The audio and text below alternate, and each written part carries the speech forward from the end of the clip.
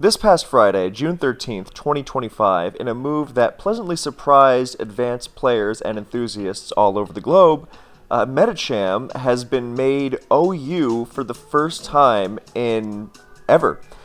This is pretty significant considering that it is a Pokemon that has been BL for the literal 2 decades that Advance has existed. So, how did it get here? Well, my first experience seeing Medicham in serious competitive play was February 2014. This was right after Advance had exited from Smogon Tour, and was still pretty fresh in everyone's minds. This was the second ever SPL game of Triangles, now an Advanced mainstay for the past decade plus.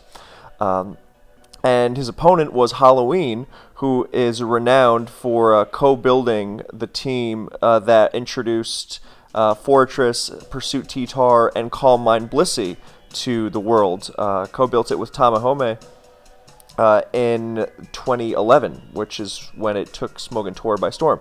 So this was a pretty big clash of old and new, and what was particularly unusual about this battle was that not just the clash of old and new, but that these two players were on the creative side, so you weren't just going to get standard teams, you were going to get some deep cuts, and they both led off with Medicham. Now, because this is a log from the Pokemon Online days, then we do not have the, they both sent out Medicham thing at the beginning, but as you see here, Triangle switches a Pokemon named Medicham out on the first turn, and switches into Divine Wrath to absorb, which is a Gyarados for those listening, and absorbs a Fake Out from Halloween's Metacham. It's a very strange game. I had forgotten that Halloween's team also had a Slacking. Meanwhile, Triangles was very early, way ahead of his time with the whole double fighter thing, because the reason his Metacham is on this team, it doesn't actually do much in this battle. It switches into a Swampert Hydro Pump and then gets sacrificed later, if I remember. But meanwhile, Halloween Slacking is doing a lot of work. So when I made that video about Slacking a few months ago and being used in SPL, then I completely forgot this one. Because the big deal here was, oh my god, not just 2 Medicham in one battle, but 2 Medicham at which is, in fairness, the only place you would really use it, because it is not a Pokemon that switches in well at all. But yeah, Halloween gets a little more mileage out of his Medicham, and Triangles, like I said, ahead of his time with the fighting type Onslaught, because the purpose of his Medicham was to clean up, or was to break open the opposing team so that his second fighter could clean up, that fighter being Heracross. Though, funnily enough, it being a Salic Berry Heracross, it does not actually have a fighting move. Mega Horn, Rock Slide, Sub, SD. So, yeah, and the Heracross winds up winning. So I have put that log in the pinned comment if you care to read it. And yeah, so what happened with Medicham? Well, Medicham has been a legitimate part of the metagame for some time now. It was this battle didn't really kick off, or that battle I should say, didn't really kick off some sort of, Medicham revolution. But, innovative advanced players like Dexa would mess around with it. But the most credit for popularizing Medicham and showing that it was legitimate goes to a player named Mana. His original name was Ban Manaphy, because in the Gen 6 days there was a minor Ban Manaphy movement. So, I don't know if you heard that thunder in the background, but yeah, there's a minor storm here. It's not storming yet, but it's rolling in. Anyway, so you see in the sample teams a physical offense style that has Medicham. It has its own archetype even, which is pretty nuts. This is, and as we see here in the Pokepaste, it's inspired by Ban Manaphy. He built a lot of teams in this style. So, what did Medicham do originally, as when it was in BL for so long? Well, at the time of that Triangles game, then it was pretty much just, I just remembered where the thing I was forgetting, actually.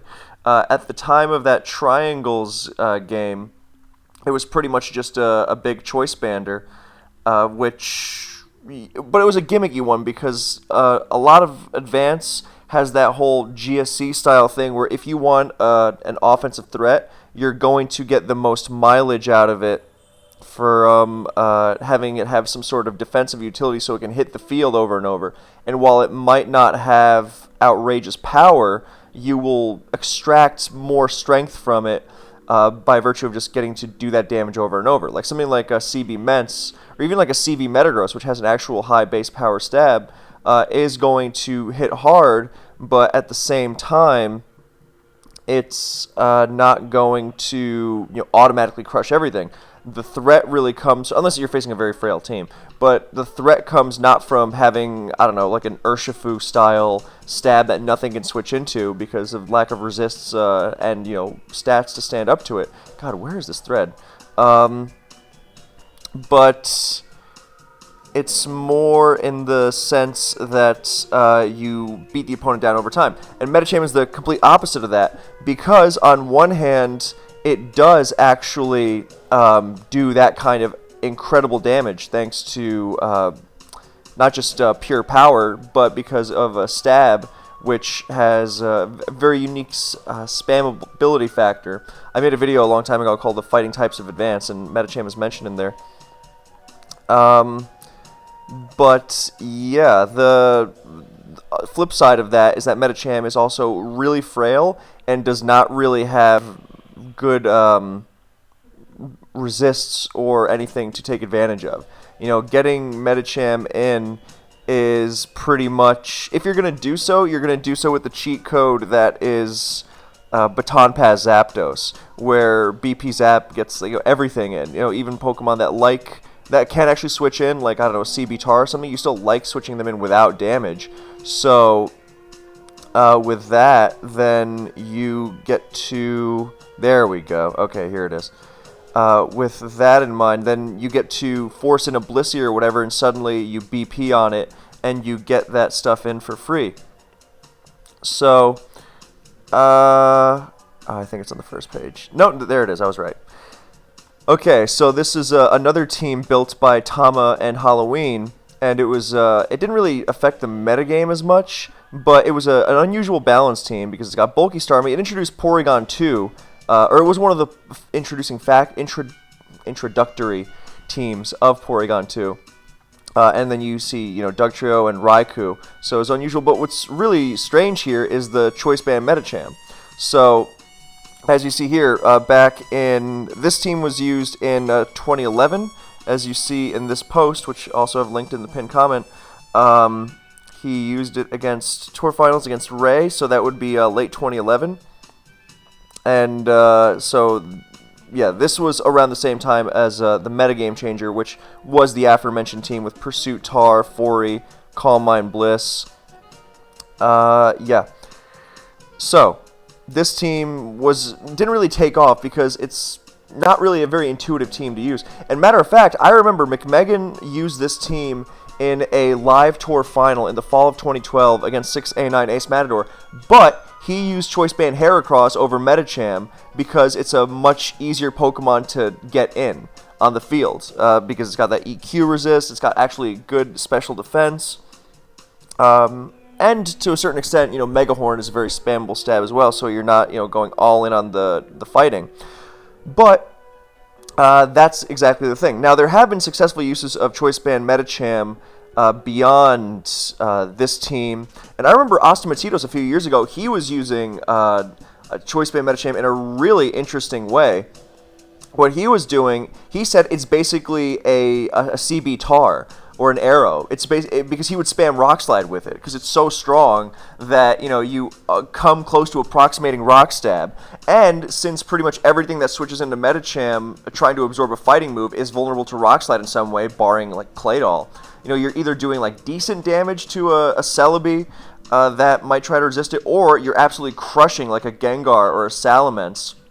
Or even a Zapdos, or especially a Zapdos, I should say, that might try to absorb it. So that was a really innovative use of it, and really speaks to how unbelievably creative Astamatitos was. Like, even, not just the fact that he was using Choice Band Medicham, but the way he was using it. And, I always harp on in my videos about how just the way you can use something can be innovation in and of itself, and that's a beautiful, perfect example. But the way that Medicham has taken off has not been with choice band. I remember Triangles in around 2016. He was experimenting with non-CB Metacham as he and other good players like Dexa came to the conclusion like choice band on this thing might just be overkill. Yes, obviously a banded focus punch is the most outrageous thing in the world, but this is a Pokemon that already just thrashes everything in sight, and when you lock it into a move with Choice Band, suddenly it does become easier to play around. You can protect on it with something like Skarmory or Swampert. If you pivot Gengar into a fighting move, then you are actually out of the woods. If you switch something else into like a Rock Slide or whatever, then you're also fine. And you don't need any help. I mean, okay, the power of Brick Break is not so outrageous, like if it had like High Jump Kick in a later gen, but it still gets the job done because the reason the fighting types are so good, their big super effective targets are T-Tar and Blissey, and so they're not just threatening them super effectively, they're threatening really cold Okos, and Metacham, takes that to its furthest extreme. So, what you want to do with it is be able to switch moves, and that's where other items come in. As you see in the sample team, then Saligberry is one, and Mana deserves a lot of credit for this, where Metacham is super frail, but it also it doesn't get O-code by, okay, no, it does get O-code by a lot, but it also tends to get knocked into low HP a lot, not just by attacks, but just switching around it with Sandstorm or whatever, and suddenly you get knocked down to 25%, and now you can't be revenge killed. It's just fast enough to outrun Dugtrio and, well, not just Dugtrio, but it's fast enough to outrun Dugtrio with Adamant after Salic. And if you go Jolly, then you could outrun Aerodactyl as well, and Jolteon. So it depends. Yeah, and the other option, of course, is Lumberry, because if Gengar pivots into a Brick Break and you're at full health, and it Will-O-Wisps you, then you stay in and eat the Will-O-Wisp and Shadow Ball into Oblivion. So you have those options. So those are the main ones. I'm sure someone could get mileage out of Black Belt or whatever just to really melt those fighting resists with Brick Break and Focus Punch. Or even one situation I remember having, I wasn't never a big Metacham user, but I wound up playing against it quite a bit because I like balanced teams, which that's Metacham's whole thing. If you're facing a very fast offense team, then maybe, I mean, you can get good use out of it, of course. It's just not the kind of Pokemon you slap on when you go, oh yeah, I'm facing a player who loves spamming fast offense. It's slow. It's a slow ball breaker. A million of these. So I wound up facing a lot of these, and I would always wind up pivoting like Swampert or my bulky Metagross, which I was a big fan of, into it. And I found in that one-on-one, when it can't focus punch, the Brick Break doesn't do as much damage. So having a Black Belt would theoretically be good. But you get the idea that basically Metacham switching moves is really good. Some players have even used they did Shadow Ball, and instead they run Hidden Power Bug, because Shadow Ball does hit Celebi very hard, but HP Bug really clocks, especially the really bulky ones.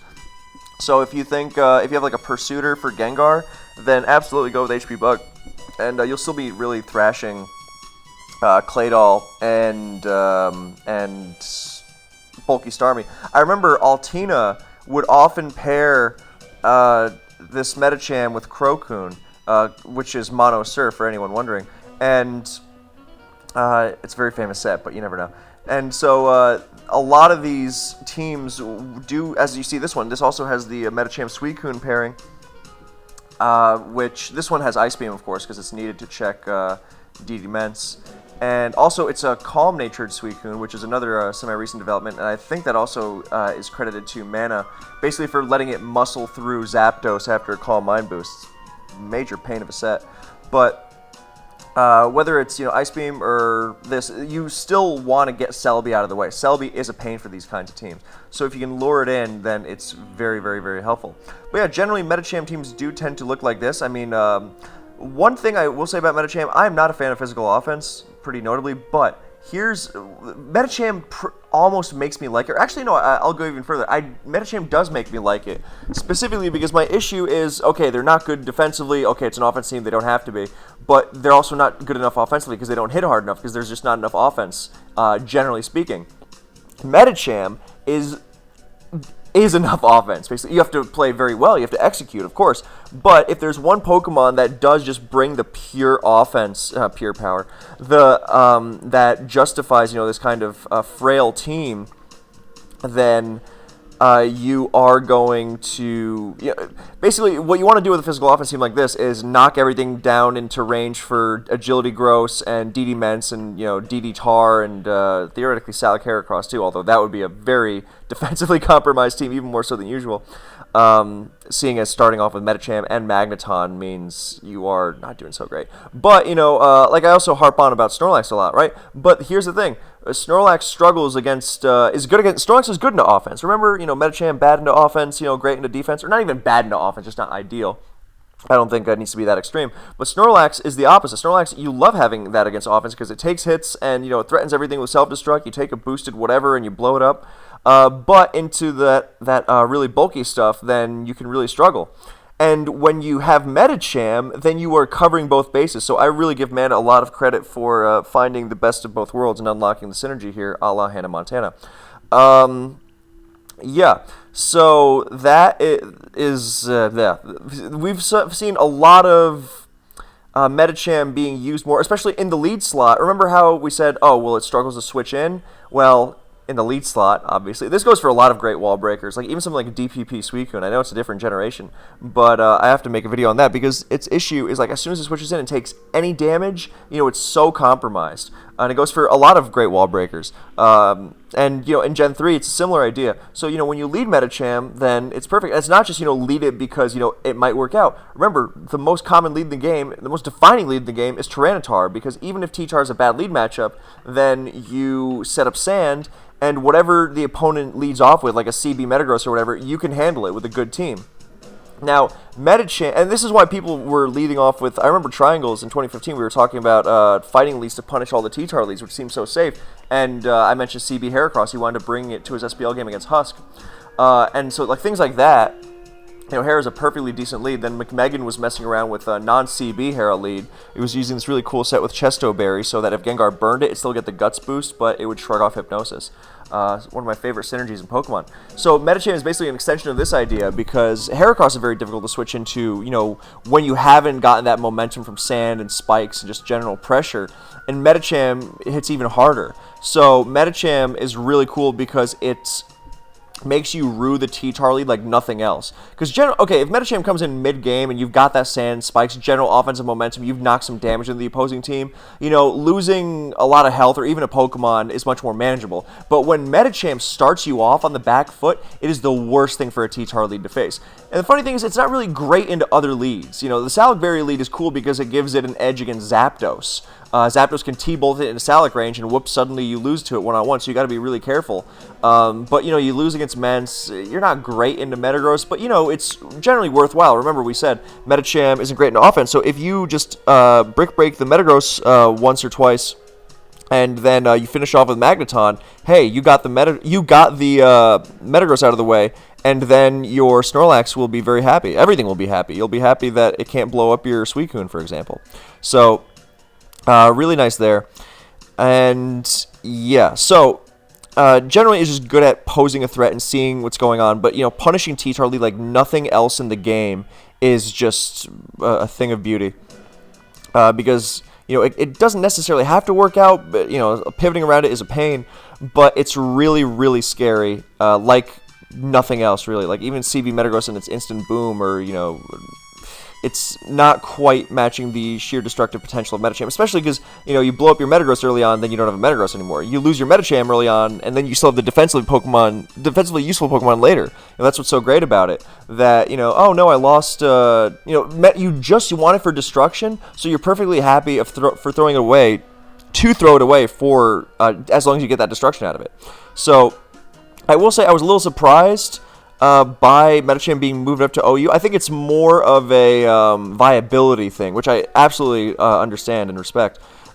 Simply because Metacham has not been used, strictly in the most literal use of the term OU. It was only used twice in this last SPL.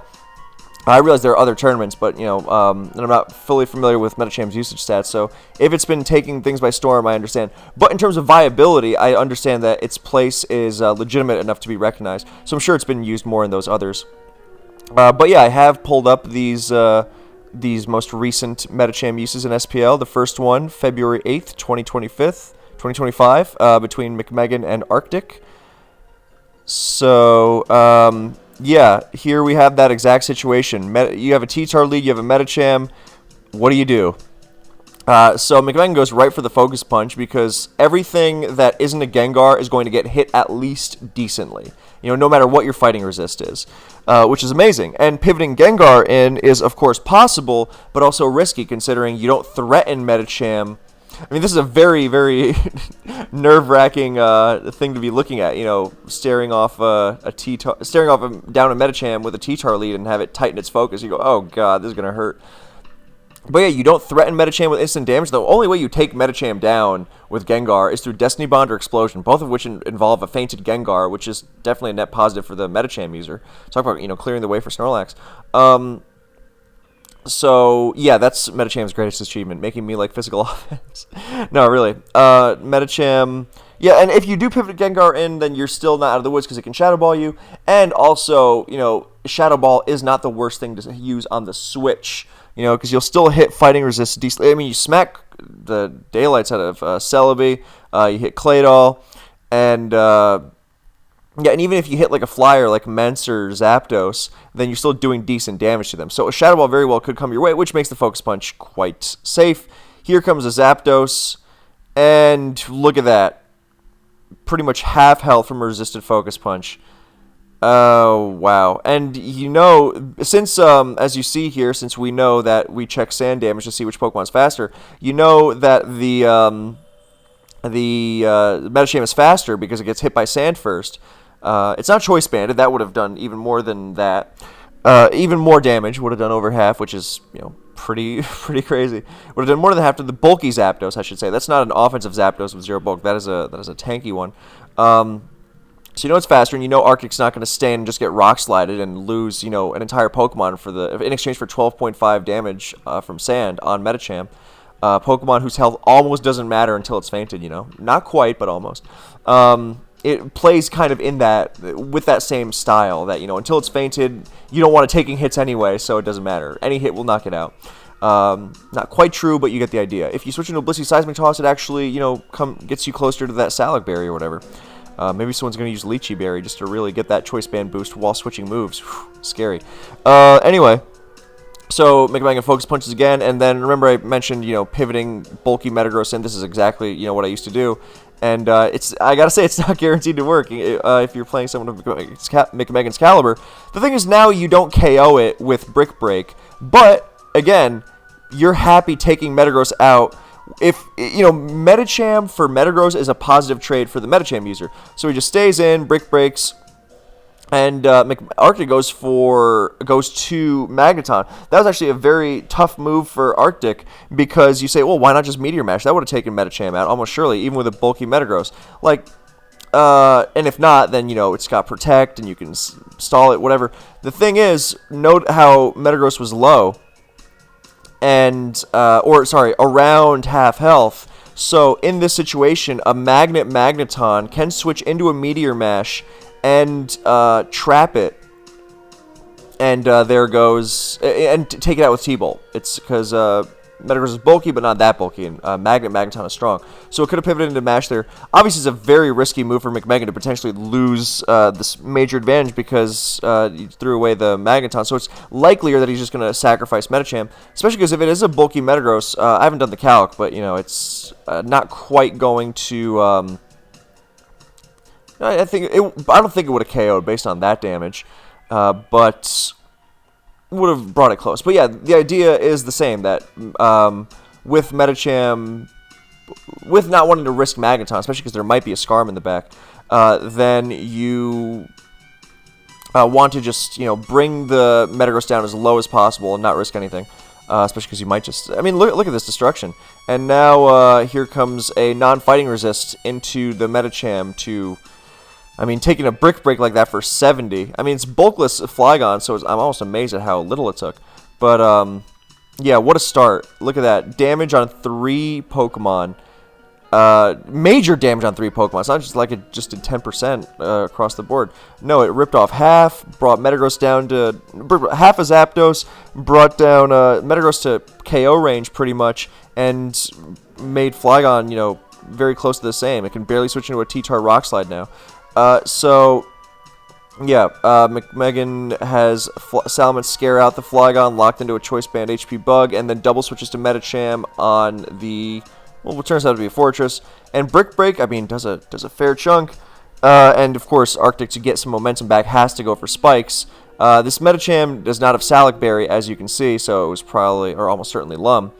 But yeah, look at that. Look at the work it's putting in here. And from here, it's a fairly standard. Yeah, now you know, look at Snorlax. Yeah, there's a T-Tar and a Metagross, but if it's an Earthquake Curse Lax, you know, with all this damage done, you know, the Metagross can't switch into it. Then, I mean, beautiful. Although that, good lord, that EQ did a lot. CV Flygon, super cool. Anyway, so no, he doesn't blow it up. He just so yeah, now the Mence is going to sub DD. This is another thing I think Mana was messing around with. So yeah, lots of credit to Mana for his. He has a very unique offensive style that, you know, he made work like a few other offensive players or styles in advanced history. So major credit. And in comes the DD Mence, not KOing Blissey because LOL, but now DD Tar will finish proceedings off with the Flygon having been obliterated, and that's that. So the other game from this SPL, fittingly, was Triangles, February 23rd, 2025, and if we look at this original pacement where Triangles originally brought Medicham to SPL, February 20th, 2024, so almost literally...